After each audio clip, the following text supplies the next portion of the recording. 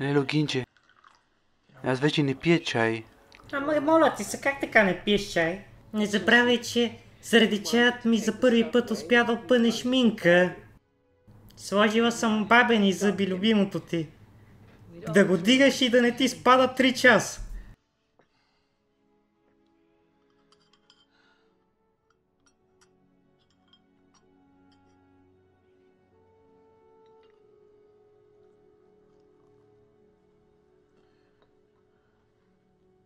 Ама, Лело, Гинче, Какво ама? точно в тази билка е проблема. Но аз си мислих, че тя ти е любимата. По-голяма доза ли ти трябва? Не е там проблема, че на листовката пишеше повече никакви билки. Ама каква листовка? Реших да пробвам нещо ново. Нещо, което ще ми даде свежи сили и ще ме промени. А на листовката пишеше нещо... Нещо потресаващо. Трябва да се откажа от всякакви други добавки. Дори от бабените зъби. Лело,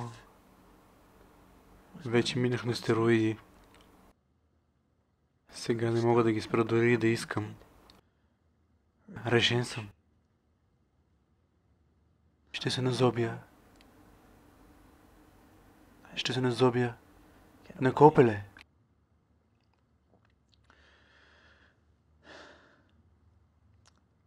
Питаш се как стана ли? Бях в съблекалнята на фитнеса.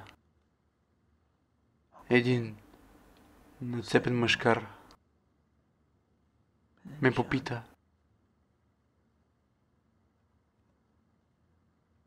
дали искам да си го извади. Аз се съгласиха, той извади инжекция с зоб. Беше мил.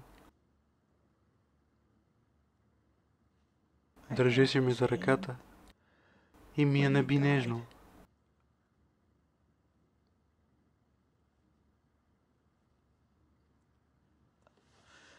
След като знаеш, може ли да те помоля да ми набиеш една?